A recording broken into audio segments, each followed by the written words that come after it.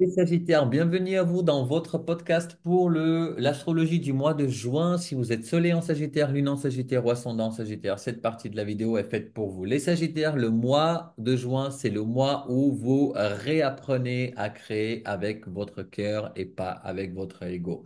En fait, ce mois de juin vous invite à une grande clarification intérieure. Qu'est-ce qui est vraiment un désir de mon âme et qu'est-ce qui est une impulsion de mon mental?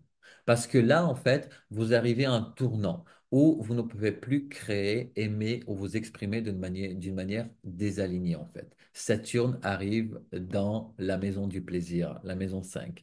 Et là, c'est l'apéro, hein, vous allez le voir dans quelques secondes. Et il vous demande en fait de grandir dans votre manière d'aimer. Mais avant que je plonge dans ce Saturne en bélier dans votre maison 5, je voulais vous dire, les Sagittaires, que vous allez retrouver dans le descriptif trois liens. Le premier lien, c'est le lien pour ma masterclass spéciale, Les clés de ta prospérité selon ton Human Design. Et que vous soyez débutant, intermédiaire ou expert en Human Design, les exercices que vous allez retrouver dans cette masterclass, vous allez les retrouver uniquement là-bas parce ils sont inspirés par mon expérience en tant que projecteur mental 3-5.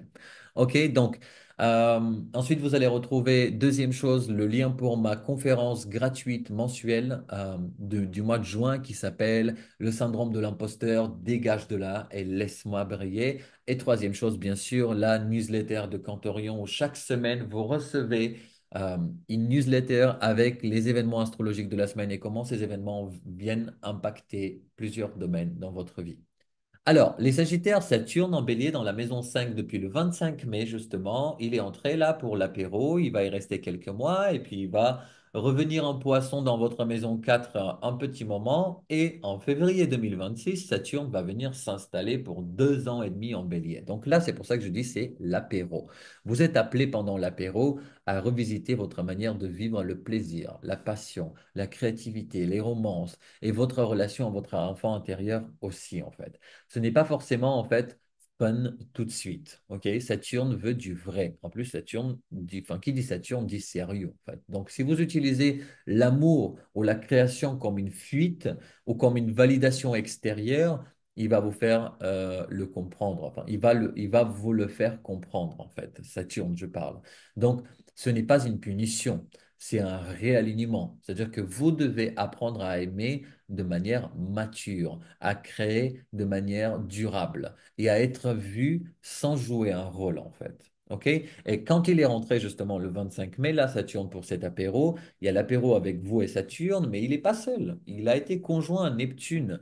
Et tout de suite, même maintenant, ils sont conjoints ensemble dans votre maison 5. Donc l'apéro se transforme en apéro entre Saturne, Neptune et vous les Sagittaires. Donc, en fait, qu'est-ce qu'ils vous disent là? Ce que vous fantasmiez, le grand amour, la scène, le bébé, le succès, peu importe, maintenant, ça doit être ramené sur Terre. C'est-à-dire que vous êtes invité à incarner vos rêves créatifs, les Sagittaires, vos rêves affectifs dans la matière. Le piège, l'illusion amoureuse, les passions non réciproques et les projets artistiques bancals.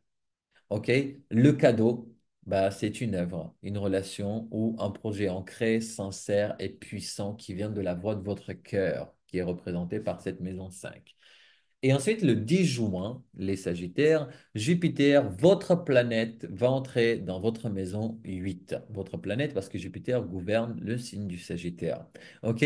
Donc, dans votre maison 8, pendant un an, du 10 juin 2025 au 26 juin 2026. OK? Et pendant que Saturne, justement, fait le tri dans cette maison 5 qu'on a vue jusqu'à maintenant, Jupiter vous ouvre un immense portail de transformation intérieure.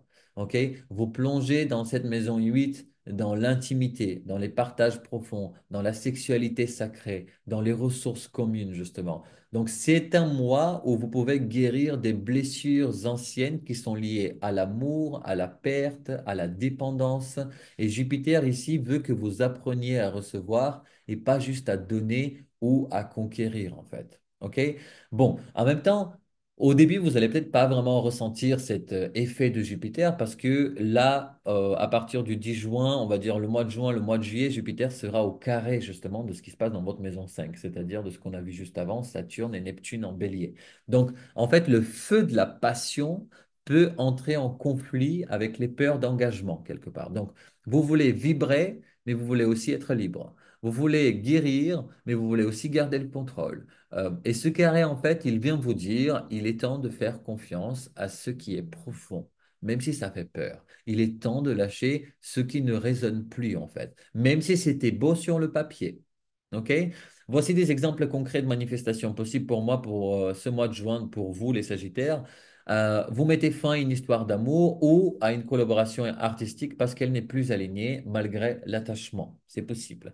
Aussi, vous entrez dans un processus thérapeutique ou énergétique qui vous permet justement de transmuter un ou des blocages qui sont anciens, qui sont liés à l'amour ou à la création et la créativité.